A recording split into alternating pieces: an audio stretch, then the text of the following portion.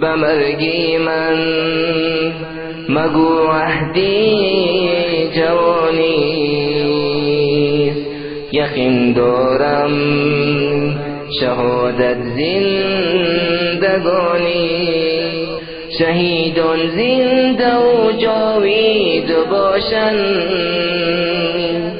حیاتی خوش حیاتی آن جهانی نعمت الله علیکم اذ کنتم اعداء فالف بین قلوبکم فاصبحتم بنعمته اخوانا وکنتم على شفا حفرة من النار فانقذکم منها كذلك يبين الله لكم آياته لعلكم تهتدون.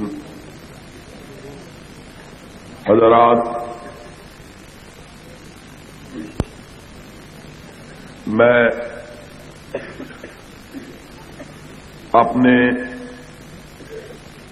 ان نوجوان ساتھیوں، بھائیوں اور بیٹوں سے زیادہ آپ حضرات کا شکر گزار ہوں کہ آپ نے ان ساتھیوں نوجوانوں کی حوصلہ افزائی کی اور انہوں نے یہاں آج اللہ کے نام پر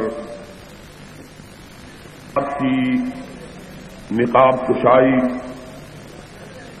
اور وہ مشکلات جو آج پاکستان اور اہل پاکستان کو درپیش ہیں اور ان کے حل کے بارے میں گفتگو کی کوشش کروں گا. میرے لیے یہ ایام بڑے مشکل ہوتے ہیں. موسم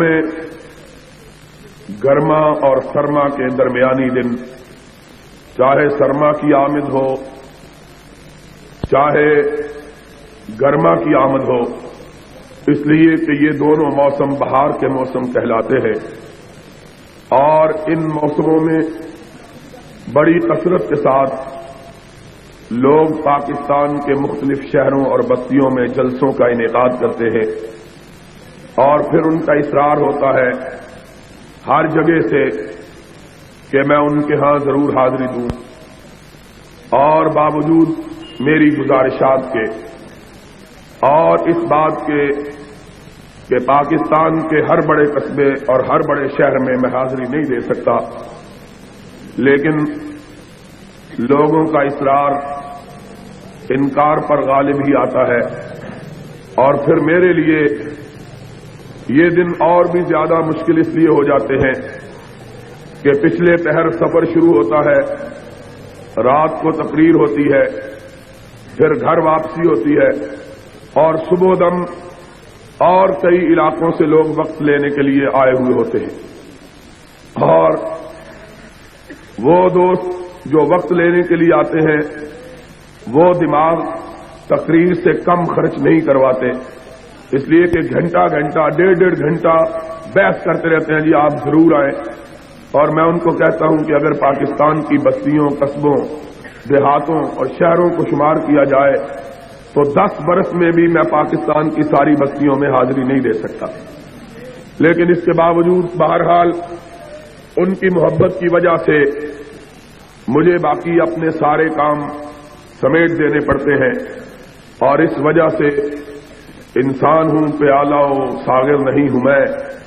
تھک جاتا ہے انسان خون اور جسم، اور انسان جو گوشت پوست کا مرکہ ہوتا ہے اس کے اندر اتنی ہمت طاقت نہیں ہوتی کہ وہ دن رات اتنا صبر کر سکے. میں سمجھتا ہوں کہ میرے بھائی اور میرے ساتھی اور میرے دوست خطبہ حضرات مولانا یزدانی صاحب، قاری عبدالحفیظ صاحب، مولانا عبداللہ شیخو پوری صاحب، مولانا عبدالعلیم صاحب اور دیگر بھائی جو یہ دن رات سفر کرتے رہتے ہیں، ان کی بڑی بہادری کی بات ہے.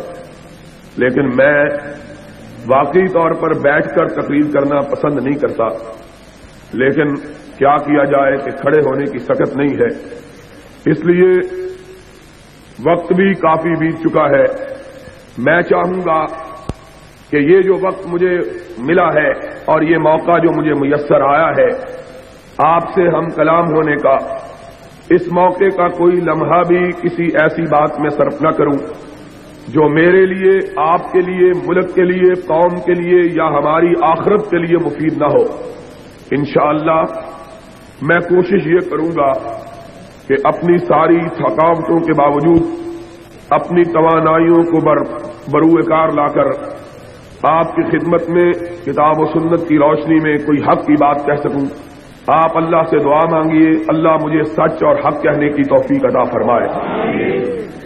آپ جانتے ہیں ہمارا ملک اس وقت بڑے کڑے حالات سے گزر رہا ہے، اور یہ صرف پاکستان کی بات نہیں ہے بلکہ سارا عالم اسلام اس وقت جن حالات سے دوچار ہے، ایسے حالات عالم اسلام پر کبھی وارد نہیں ہوئے۔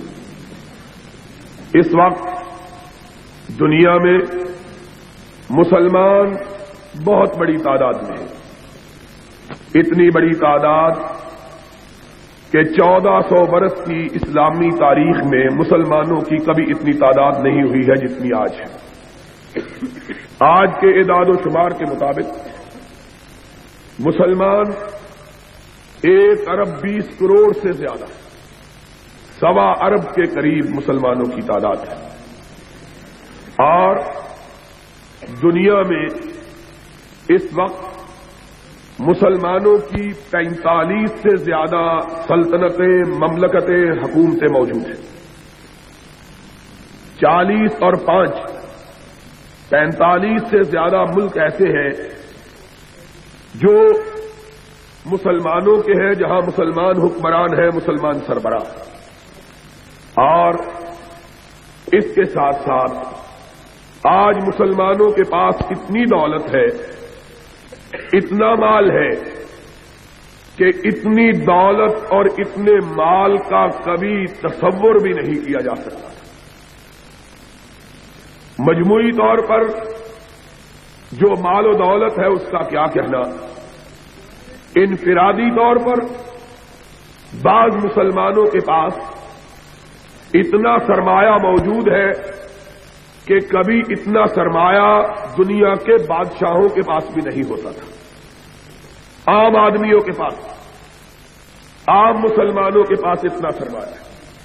ابھی پچھلے دنوں دنیا بھر کے اخبارات میں بھی اور پاکستان کے اخبارات میں بھی ایک شخص ہے جس کا نام ہے عدنان خاشق جی، اس کا تذکرہ اخبارات میں بڑے تسلسل کے ساتھ آیا ہے۔ اس کے بارے میں ایک عام آدمی ہے، سعودی عرب کا رہنے والا ہے اور اب امریکہ اور یورپ میں رہتا ہے۔ اس کے متعلق اخبارات نے لکھا کہ اس کا ذاتی خرچہ روزانہ کا 18 لاکھ روپے ہے۔ وہ خرچہ جو کاروباری نہیں ہے، صرف وہ خرچہ جو اپنی ذات پہ صرف کرتا ہے، وہ 18 لاکھ روپیہ روزانہ ہے۔ اتنی دولت، اتنا مال، اور اس کی ایک ملک کے اندر زمین جو ہے وہ 4 لاکھ ایکڑ سے زیادہ ہے، صرف ایک ملک میں۔ اور یہ ایک آدمی کا عالم ہے۔ اس طرح کے بے شمار ہیں، سینکڑوں کی تعداد میں ایسے لوگ ہیں جن کے پاس دولت کی یہ فراوانی، مال کی یہ بہتات، اور جہاں تک حکومتوں کا تعلق ہے، آپ یہ بات سن کر حیران رہ جائیں گے کہ اس وقت دنیا میں سب سے زیادہ فی کس آمدنی اگر کسی ملک کی ہے تو وہ امریکہ کی نہیں، فرانس کی نہیں، جرمنی کی نہیں، سویڈن کی نہیں، ڈنمارک کی نہیں، بیلجیم کی نہیں، بلکہ ایک مسلمان ملک کویت ہے کہ پوری دنیا میں جس کی فی کس آمدنی ساری دنیا میں سب سے زیادہ ہے۔ یہ مسلمانوں کا حال ہے۔ مال، دولت، تعداد، ملک، لیکن اگر ہم ان کے حالات کو دیکھیں تو ضربت علیہم الذلۃ والمسکرہ، جتنے آج مسلمان ذلیل ہیں، خوار ہیں، پریشان ہیں، بے کس ہیں، بے بس ہیں، مظلوم ہیں، مقہور ہیں، کائنات کے کسی دور میں مسلمان اتنے بے کس نہیں ہوئے۔ جتنے آج مسلمان ذلیل ہیں، خوار ہیں، دنیا کی ساری تاریخ میں مسلمان کبھی اتنا ذلیل نہیں ہوئے۔ کبھی ہم نے اس بات پہ غور کیا ہے کہ تعداد سب سے زیادہ، مال بہت زیادہ، ملک لا تعداد اور ذلت بھی انتہا، سبب کیا ہے؟ وجہ کیا ہے؟ اس کی علت کیا ہے؟ یہ کیوں ہے کہ کبھی ہم 313 تھے، صرف 313، اور کوئی ہماری طرف ٹیڑھی نظر کر کے دیکھنے کی ضرورت نہیں کرتا تھا، اور آج ایک ایک مسلمان ملک کو دیکھ لو، 10 کروڑ مسلمانوں کا سربراہ ہے ضیاء الحق، اور فوجی ہے، جرنیل ہے، سینے پہ 20 ستارے لگائے ہوئے ہیں، 20 تمغے سجائے ہوئے ہیں، اور حالت کیا ہے؟ راجیو گاندھی کی بیوی کے سامنے رکوع میں جھکا ہوا ہے۔ کھلو جاؤ بھائی، تسی بڑے کالے ہو، ایک ادھروں بولے ہیں وجہ کیجیے، ایک ادھروں بولتے ہیں، عجیب بات ہے۔ پہلے بات تو سن لو، پھر اکٹھے ہی لڑیں گے اس سے۔ تم تو گھر جا کے سو جاؤ گے، اکیلا میں ہی یہاں کھڑا رہ جاؤں گا۔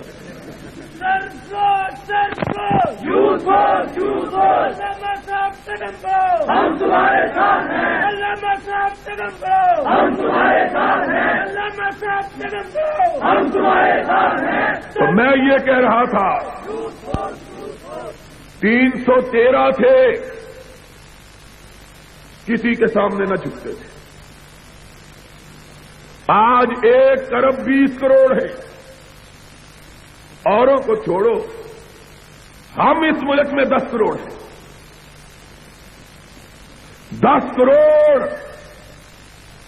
اگر مرنے کا عزم کر لیں، رب کعبہ کی قسم ہے، مشرق و مغرب مل جائے، روس امریکہ کی قوتیں اکٹھی ہو جائیں، یہ 10 کروڑ اللہ کی راہ میں مٹنے کا عزم کر لے، ساری کائنات مل کے ان کو مٹا نہیں سکتی ہے۔ آج سبب کیا ہے؟ صرف 313، صرف 313، اور مکے سے نکل کر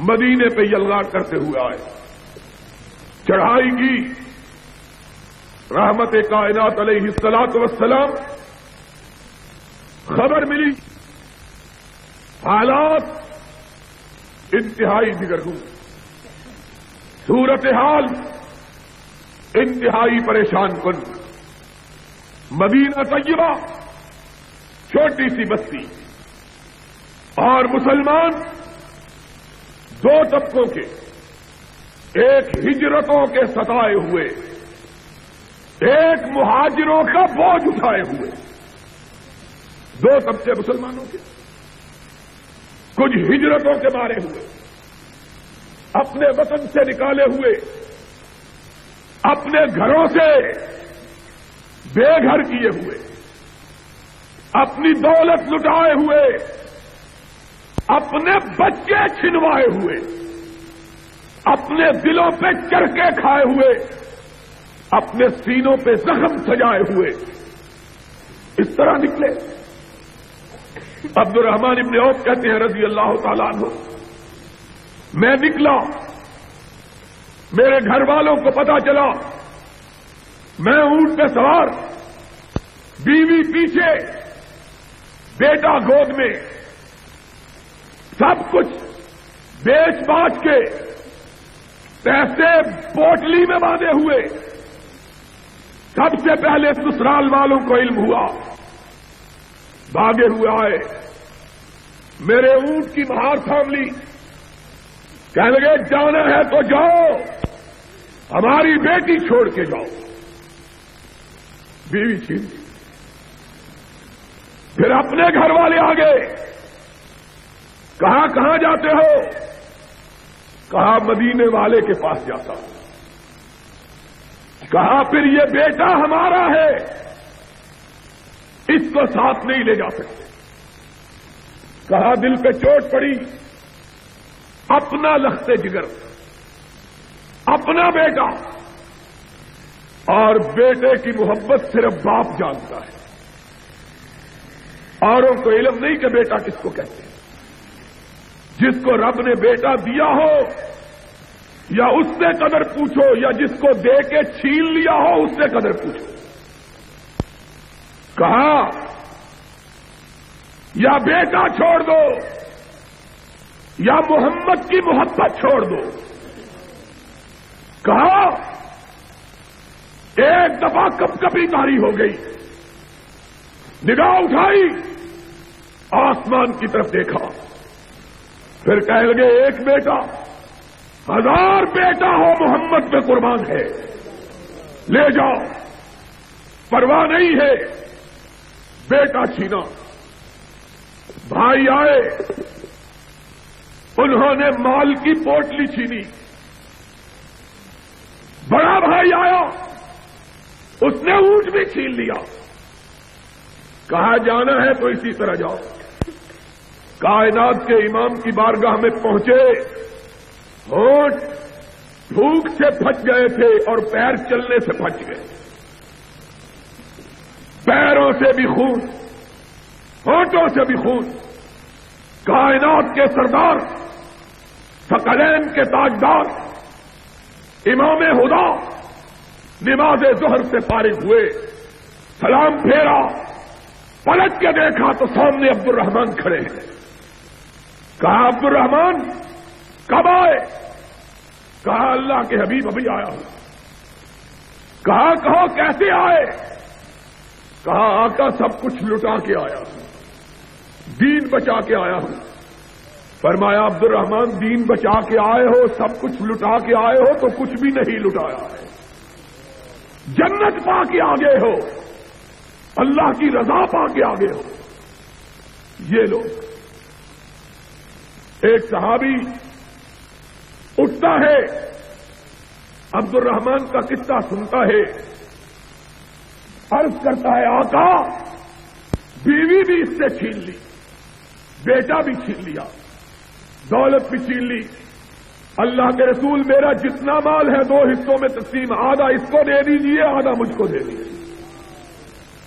ایک نے کہا اللہ کے حبیب اس کا کوئی گھر نہیں، میرا آدھا گھر لے لیجیے۔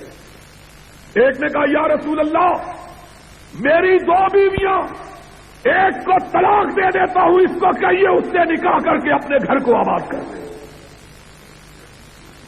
کچھ ہجرتوں کے ستائے ہوئے، کچھ مہاجروں کے بوجھ اٹھائے ہوئے، کچھ امام کونین کی یثرب میں تشریف آوری سے پہلے، یثرب میں ہر سال وبا پھوٹتی تھی، زرد بخار کی، لوگ تپے زرد میں مبتلا ہوتے تھے۔ وہ تو کونین کا تاجدار آیا، رحمت مجسم بن کے آیا، اور اس نے اپنے ہاتھ دعا کے لیے اٹھائے۔ اس نے کہا اللہ میرے بابا خلیل اللہ نے مکہ کے لیے تجھ سے دعا مانگی تھی، میں مدینہ کے لیے تجھ سے دعا مانگتا ہوں، اللہ مدینے کو بیماریوں سے پاک کر دے۔ یہ میرے آقا کی دعا کا اثر تھا کہ آج تک مدینے میں کوئی وبا نہیں پڑی ہے۔ تو بہرحال جو پہلے ہجرت کر کے آئے تھے بخاروں کے مارے ہوئے، بخاروں نے ان کی کمروں کو جھکا رکھا ہے، اور بندے ہی کتنے شمار کیا گیا تو جوان 200 سے زیادہ نہیں تھے کل تعداد. بوڑھے شامل کیے گئے اور 14 اور 15 سال کے بچے شامل کیے گئے تو تب جا کے 313 بنے, تب جا کے. لیکن اس وقت بھی جبکہ صرف 313 تھے, نہ خوف تھا, نہ دہشت تھی, نہ دشمن کا روب تھا, نہ مخالفوں کی ہیبت تھی. اگر تھا تو اپنے اللہ پر توکل تھا, اپنے رب پر اعتماد تھا. محمد الرسول اللہ صلی اللہ علیہ وسلم کو علم ہوا دشمن بڑا لشکر لے کے آیا مدینے والوں کو مٹانے کے لیے. سرور گرامی نے کہا ہم مدینے کی دیواروں کے پیچھے رک کر ان کا انتظار نہیں کرتے, کھلے میدان میں جا کر ان کا مقابلہ کریں گے. اور ضیاء الحق 10 کروڑ آدمی اس پاکستان کا باسی, اور تو راجیو گاندھی کے سامنے لمبا لیٹ گیا ہے اور سونیا کے سامنے رکوع کر رہا ہے. اور اگر اس سے فرصت ملی تو ایک بزرگ کی قبر پہ جا کے دھاگے باندھنے شروع کر دیے. مجھے اور ساری باتوں کی سمجھ آ گئی, دھاگوں کی سمجھ نہیں آئی ہے. وہ دھاگے ہی باندھنے تھے تو اتنی دور جانے کی کیا ضرورت تھی؟ یہ بابا چھتری والا یہاں پڑا ہے, اس کو دھاگے باندھ لیتا ہے. دھاگے ہی باندھنے تھے نا. اور کسی وکیل نے کہا کسی بستی کے ایک چودھری نے کسی بندے کو قتل کر دیا. گاؤں میں بھی بڑے وکیل تھے, بندہ قتل کرنے والا چودھری تھا. گاؤں کے وکیلوں نے کہا بابا اس کے بیٹوں کو ہم کو وکیل کرو, ہم مقدمہ لڑیں. کہنے لگے نہیں یہ بڑا چودھری آدمی ہے, ہم شہر کا وکیل کریں گے. شہر کا وکیل کیا 3200 روپے پر. اس زمانے میں 3200 روپیہ بڑی بات تھی, 3200. وکیل نے بڑا مقدمہ لڑا, آخر چودھری پھانسی چڑھ گیا. پنڈ کے وکیلوں کو پتا لگا کہ چودھری پھانسی لگ گیا. آئے چودھری کے بیٹوں کے پاس, کہا چودھری کا کیا بنا؟ کہنے لگا وہ تو پھانسی لگ گیا. کہنے لگا فیس کتنی دی تھی؟ کہنے لگا 3200 روپیہ. کہنے لگا یہ کام تو ہم 32 روپے میں کر سکتے تھے, اگر پھانسی لگوانا تھا تو شہر کے وکیلوں کو کرنے کی کیا ضرورت تھی؟ اور یہ کام ہم صرف 32 روپے میں کر دیتے. اور ضیاء الحق صاحب, اور کوئی مجسٹریٹ ہے تو لکھے ان CID والوں نے کیا لکھنا ہے بیچاروں نے. کسے پڑی ہے کہ جا سناوے پیارے پی کو ہماری بتیاں, نہ انگ چہنا نہ نیند نینا, نہ آپ آویں نہ بھیجے پتیاں. اور تو بے غیرت انسان ہے کہ اپنے سینے پہ تمغے لگائے ہوئے اور ایک ہندو عورت کے سامنے رکوع کر رہا ہے. اس سے بہتر تھا تو مر جاتا, مسلمانوں کا قائد نہ کہلواتا.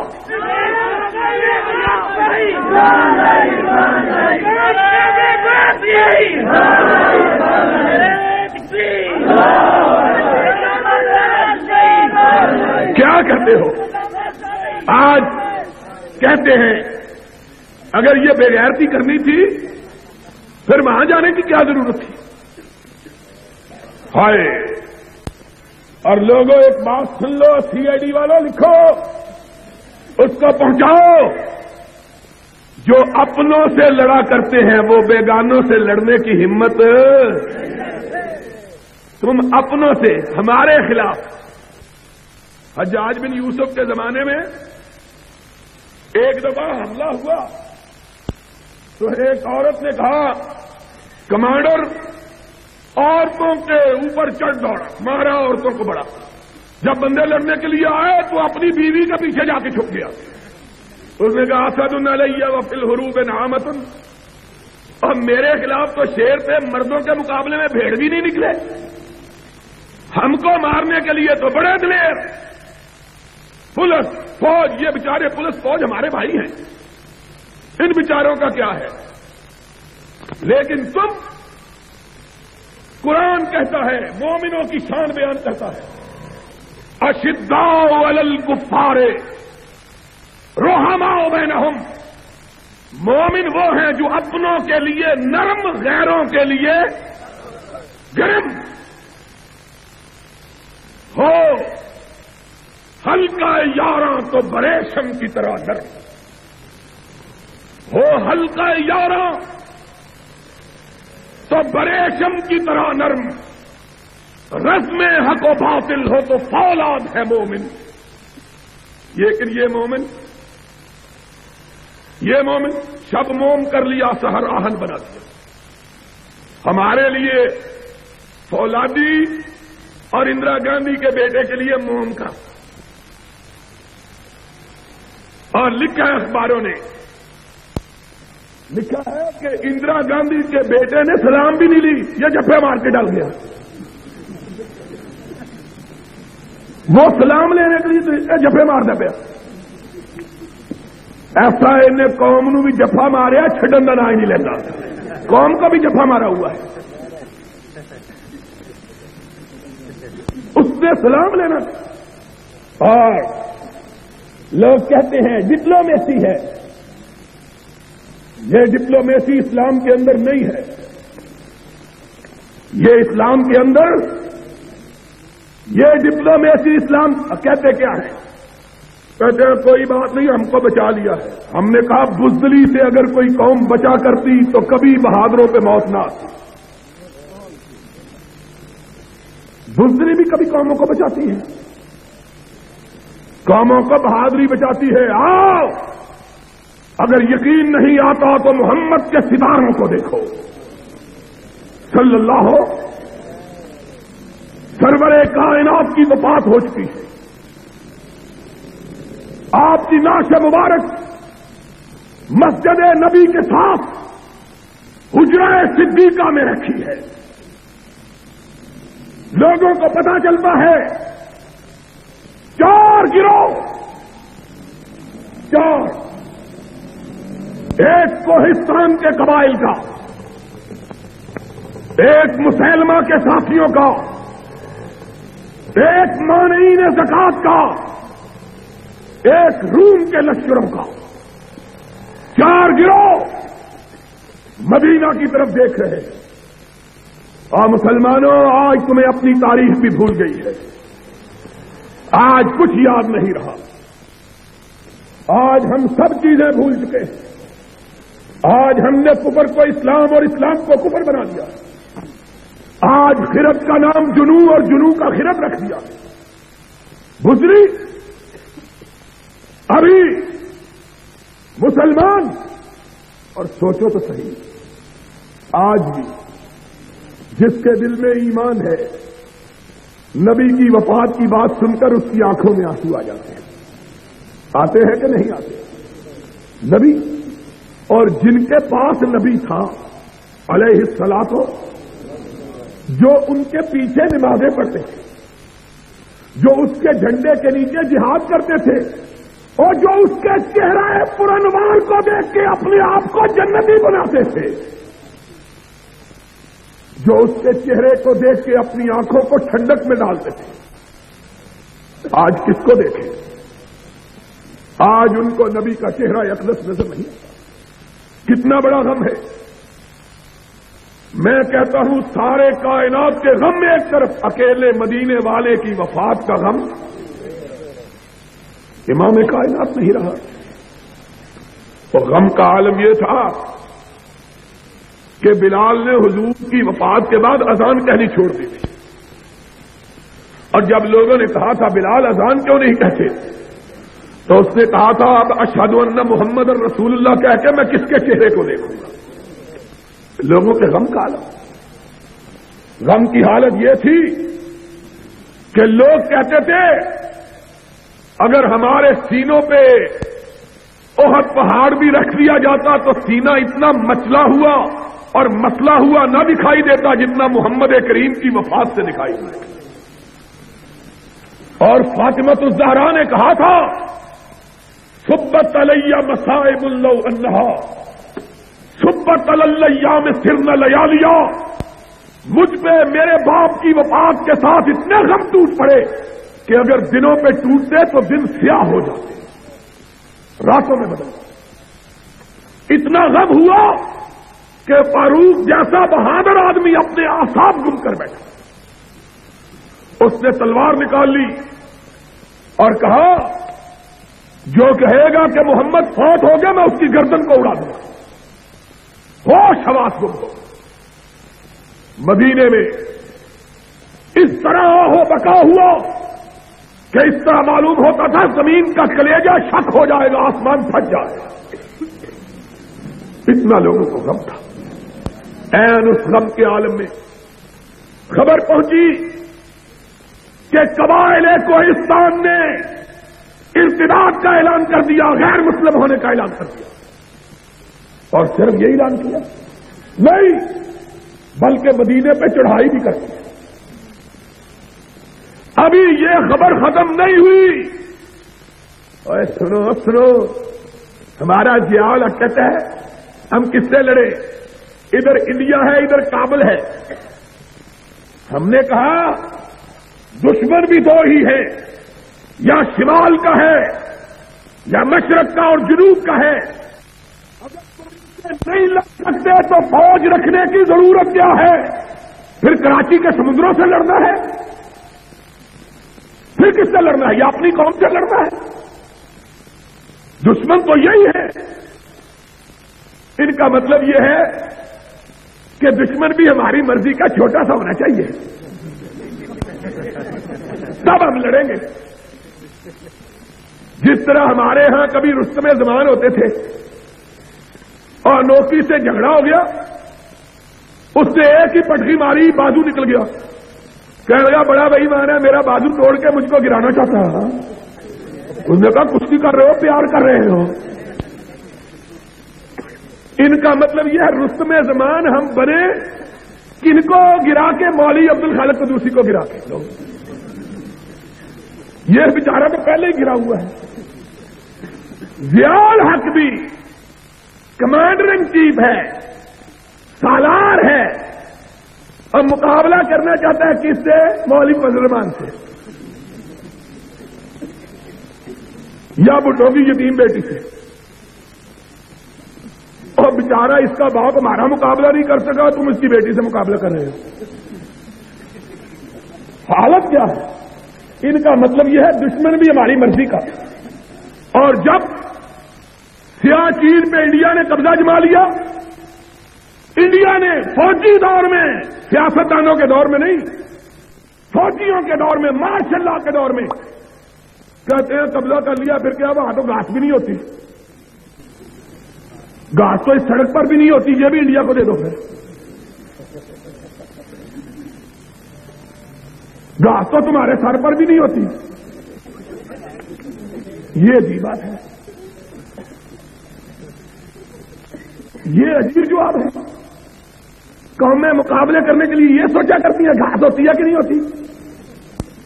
وہ کسی بھیا کی طرح کہنے گا ہمارے ماموں کے گھر آنا تو پھر ہم سے لڑائی کرنا، پھر ہم تم کو دیکھیں گے۔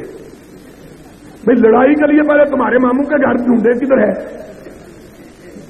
ان کا حال دیکھو ذرا۔ یہ مسلمان ہیں جنہیں دیکھ کے شرمائے یہود۔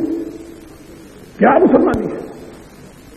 تم ہنستے ہو، کعبے کے رب کی قسم رونے کی بات ہے، رونے کی بات ہے، رونے کی۔ جب 313 تھے تو ڈرے نہیں تھے، جب 313 تھے تو، اور اب 10 کروڑ ہے اور منہ پتیلے جتنے بڑے ہیں۔ 10 کروڑ، لیکن کونین کے تاجدار نے کہا تھا، کونین کے تاجدار نے کہا تھا F-16 بھی ہیں، F-15 بھی ہیں، میراج بھی ہیں، مگ بھی ہیں، لڑتے نہیں۔ اور کونین کے تاجدار نے جب مومنوں کو لڑایا، نہ کسی کے پاس تیر تھا نہ تلوار تھی، کسی کے پاس نیزہ تھا تو ڈھال نہیں تھی، اگر کمان تھا تو چھوڑنے کے لیے تیر نہیں تھا، اگر تیر تھا تو بچاؤ کے لیے زرہ نہیں تھی، لیکن تھا تو رب پر ایمان تھا، اللہ پر اعتماد تھا۔ اور انہی کے متعلق اقبال نے کہا تھا کہ کافر ہے تو شمشیر پہ کرتا ہے بھروسہ اور مومن ہے تو بے تیغ بھی لگتا ہے۔